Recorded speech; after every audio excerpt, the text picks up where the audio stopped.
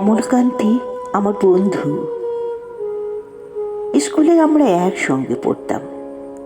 রোজ দেরি করে ক্লাসে আসতো, পড়া পারত না।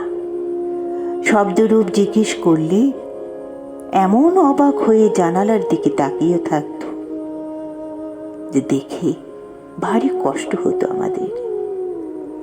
আমরা কেউ মাস্টার হতে চেয়েছিলাম, কেউ ডাক্তার হতে চেয়েছিলাম, কেউ উকিল।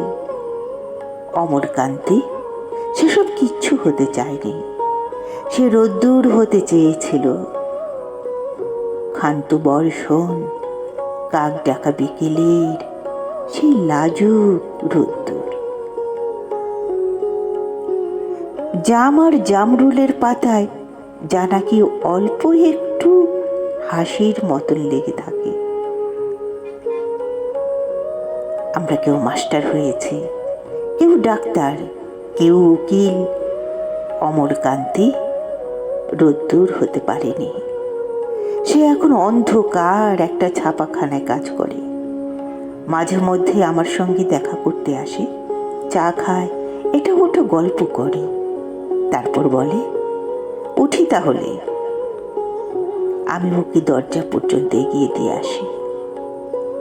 আমাদের মধ্যে যে এখন মাস্টারি করে, অনায়াসে সে ডাক্তার হতে পারত। যে ডাক্তার হতে চেয়েছিল, উকিল হলে তার এমন কিছু ক্ষতি হতো না।